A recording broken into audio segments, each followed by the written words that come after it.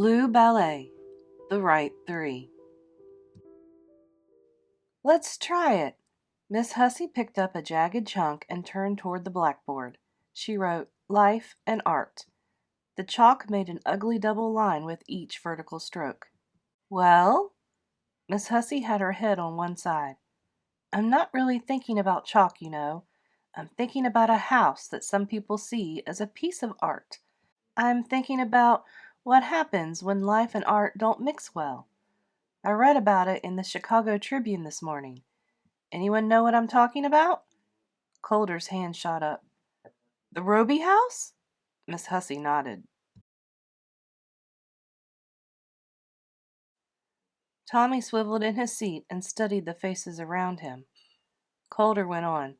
My parents said that people in the neighborhood either love it or can't stand it. His pentominoes were laying on his desk, and he now flipped over the L and completed a rectangle made from 7 of the 12 pieces. As Calder's fingers moved, the words life and art began to shift rapidly in his mind. If those 7 letters were put in another order, life art became a trifle or a filter. Maybe there was a message here.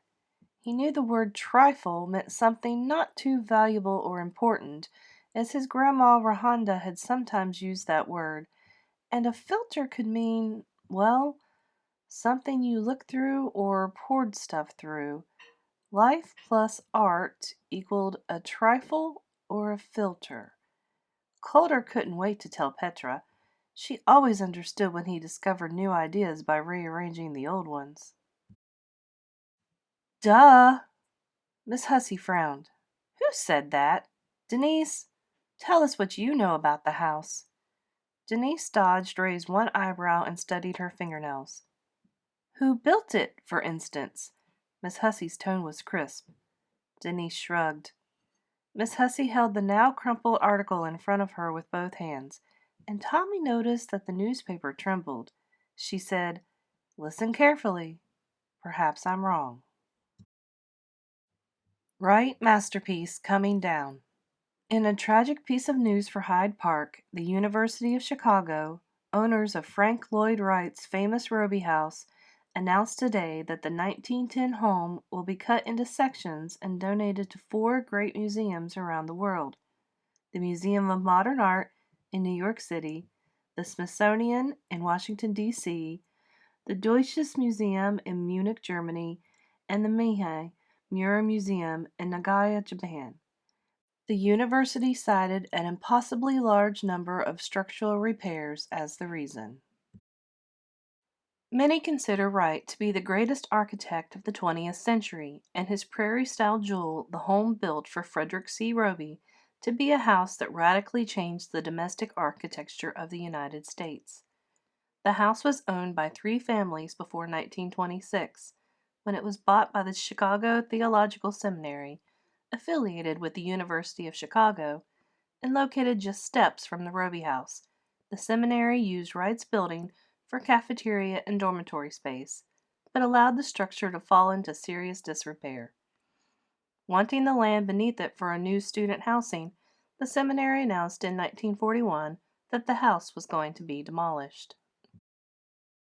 It was Frank Lloyd Wright himself who came to the rescue. In an unprecedented move within the architectural community, he put together a committee of world-famous architects and art historians and declared the Roby House to be a source of worldwide architectural inspiration. The seminary was shamed into keeping it. The building limped on, looking worse and worse, until 1957, when the seminary announced that it was dangerous and would need to be torn down. They called a public meeting and showed complete plans for a new building on that site. Wright was then 90 years old and, brandishing his cane, returned to Hyde Park. He had recently completed plans for the Guggenheim Museum in New York City, and he was, by then, a national treasure himself. Describing the Roby House as one of the cornerstones of American architecture and commenting that only the kitchen need improvement, he persuaded William Zeckendorf, a developer, to buy the house from the seminary. Zeckendorf used it for office space and made plans to give it to the National Trust for historic preservation. In 1963, however, he changed his mind and deeded it to the University of Chicago, which remodeled much of the interior for office use. John Stone, president of the university, said today, "It is only after extensive attempts to raise funds, both nationally and internationally, that we have made this painful decision. We have no alternative. The building, in its current state, is a hazard and needs many millions of dollars of renovation, both inside and out. With great sadness and reluctance, we pass along a Wright treasure. The university cannot afford to keep it." The news has shocked architecture buffs around the world and has left Hyde Park reeling. The Roby House was the only structure Frank Lloyd Wright ever built, during a career that spanned almost 70 years, that he fought to save. And he saved it not once, but twice. Many believe that the house embodies his unique spirit and vision in a timeless form. It has come to occupy an almost mystical place in the history of American architecture. In a letter to the press, the university defends its decision as a bold move to provide many millions of people around the world with access to Wright's extraordinary work. A crew has already begun plans for the job. The actual dismantling of the house will begin on June 21st. As one Hyde Parker said, "This breaks my heart. Hyde Park weeps." Miss Hussey looked up. For once she didn't ask what the class thought. The tie had fallen off the end of her braid, and her words tumbled over each other. "I felt so sick when I read this.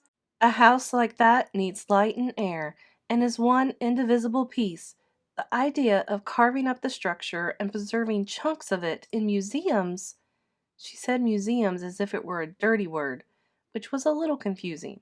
The class knew Miss Hussey loved to go to museums. Tommy's hand was raised, but just barely. Should he tell the class that his new apartment was right next to one side of the Roby house? Would other kids think that was lucky? Miss Hussey was pacing again and didn't see Tommy's hand. She went on, "I know all of you have passed it many times. It's only 3 blocks away. It's long and low, but remember that it's been almost a century since Wright designed it. Things that are normal to us now were revolutionary then, like rooms that flowed into each other, living space that moved easily between inside and outside, a hidden front entrance, deep overhanging eaves, an attached 3-car garage. Plus, the detail on the interior was extraordinary. Furniture, lamps, ceiling panels, rugs, and window designs all fit together like pieces of a puzzle. There were once 174 art glass windows in that house, which meant thousands of pieces of colored glass. Amazingly, almost all the windows are still intact." Another hand went up, and Tommy sank down. "What's art glass?" someone asked. "It's what most people call stained glass, but Wright didn't like that label.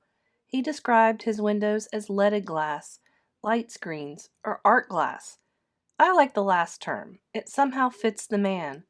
Wright thought in a geometry that you have to see to understand, and even then it's hard to figure out what you are seeing." Tommy thought Miss Hussey was hard to figure out too. Did she understand? And was she angry or excited? Their teacher stopped walking and turned toward the class, her mouth in a tight line. "So, art and life." Petra Endeldy was frowning. "Can't the house just sit there empty until the money comes in?" Miss Hussey drew a quick breath as if she'd touched something hot.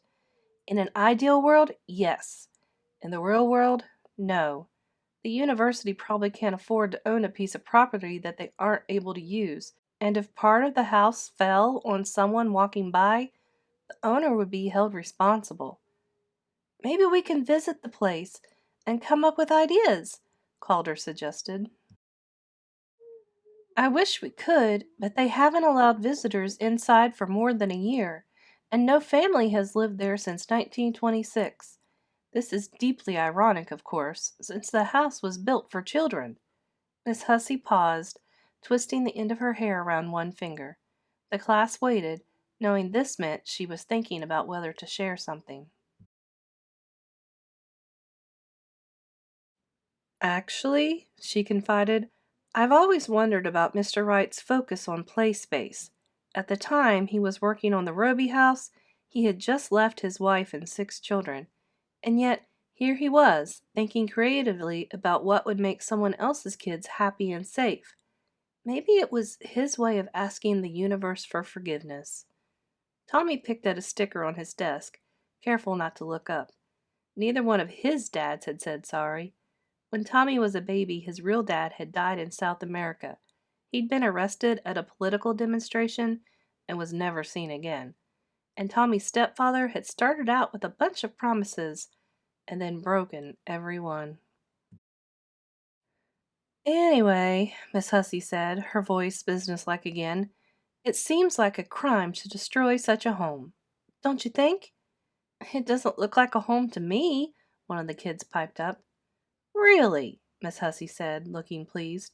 Perhaps we have to figure out if the building is still a home, and whether a home can exist if it's empty, or beyond that, whether a home can also be a piece of art. The class was quiet. Someone sighed. Miss Hussey looked around, then sighed also. Okay, maybe it's too much to start an investigation so late in the year, but it's never too late to think. What could we do? Art home or not, the Roby house has been part of Hyde Park for as long as you, your parents, or maybe even your grandparents remember. It's just too horrible to think of it being pulled apart. Their teacher sat on the edge of a radiator. She had picked up a round, gray stone that lived on her desk, a rock with 2 bands of white that crossed neatly on either side. She called it her lucky stone, and when she picked it up, the children knew that she was worried or upset. She held it now in both hands, her body a silhouette in the sunshine coming from the window behind her.